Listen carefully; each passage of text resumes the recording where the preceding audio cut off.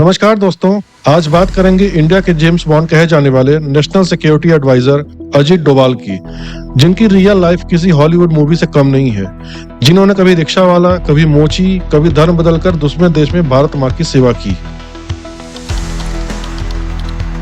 अजीत डोभाल का जन्म 20 जनवरी 1945 में उत्तराखंड के पौड़ी गढ़वाल में मेजर जीएन डोभाल के यहाँ हुआ था।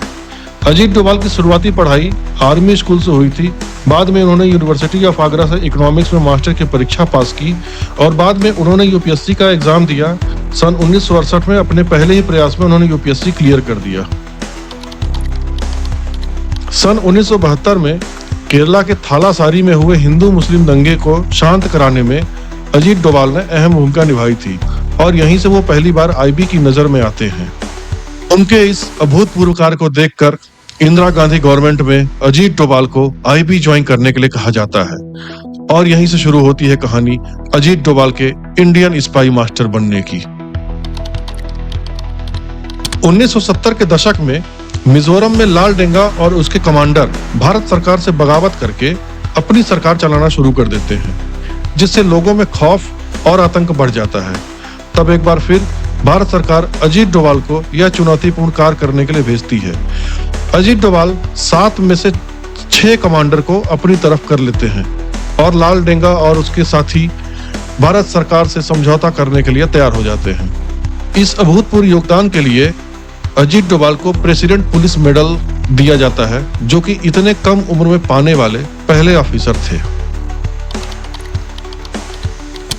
सिक्किम के राजा जब भारत में शामिल होने से मना कर देते हैं, तब अजीत डोभाल उन्हें अपनी सूझबूझ से सिक्किम को भारत का हिस्सा बनाने के लिए राजी कर लेते हैं और इस प्रकार सन 1975 में सिक्किम भारत का राज्य बन जाता है।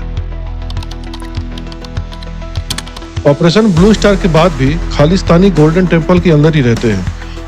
इसी दौरान अजीत डोभाल रिक्शे वाला बनकर खालिस्तानियों से दोस्ती कर लेते हैं और उन्हें यह भरोसा दिलाते हैं कि वो आईएसआई के एजेंट हैं और उनके साथ गोल्डन टेम्पल के अंदर ही रहने लगते हैं। बाद में पूरी खुफिया जानकारी और ब्लूप्रिंट इंडियन आर्मी को दे देते हैं, जिससे आर्मी 1988 में ऑपरेशन ब्लैक थंडर लॉन्च कर देती है।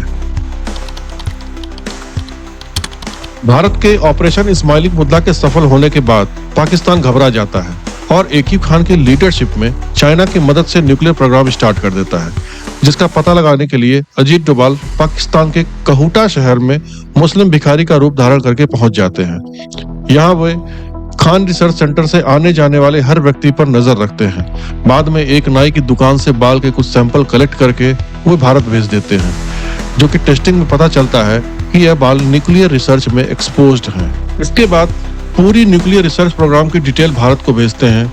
तब रॉब पीएम मोरारजी देसाई से न्यूक्लियर प्रोग्राम नष्ट करने को कहती है, लेकिन गांधीवादी मोरारजी देसाई इस बात के लिए मना कर देते हैं। अजीत डोभाल 1988 में कीर्ति चक्र पाने वाले पहले आईपीएस बनते हैं। IC-814 प्लेन हाईजैकिंग के दौरान जब हाईजैकर 100 आतंकवादी छोड़ने और 200 करोड़ रुपए की मांग करते हैं, तो अजीत डोभाल अपनी कूटनीति से सारे पैसेंजर को केवल 3 आतंकवादी के बदले रिहा करवाने में सफल रहते हैं। जनवरी 2005 में 7 साल की पुलिस सेवा और 30 साल की आईबी में सेवा देने के बाद बतौर IB chief Ajit Doval retire होते हैं। 30 मई 2014 को 5वें नेशनल सिक्योरिटी एडवाइजर के तौर पर उनकी नियुक्ति होती है। जब Ajit Doval national security adviser रहते हैं, तो पाकिस्तान उरी और पुलवामा अटैक करता है, जिसका जवाब भारतीय सेना सर्जिकल स्ट्राइक और बालाकोट एयर स्ट्राइक से देती है, जिसके मास्टरमाइंड अजीत डोभाल ही थे। हाल ही में न्यूज में चल रहे भारत के दुश्मनों की कनाडा और पाकिस्तान में किलिंग के पीछे अजीत डोभाल की मुख्य भूमिका मानी जाती है। दोस्तों, अजीत डोभाल की सूझबूझ, कूटनीति और दूरदर्शिता आज की नेशनल सिक्योरिटी और फॉरेन पॉलिसी में काम आ रही है। इसलिए अजीत डोभाल को भारत का 21st सेंचुरी का चाणक्य भी कहा जाता है। वीडियो को लाइक और चैनल को सब्सक्राइब करना ना भूलें। This is Pranjal Mishra signing off. जय हिंद।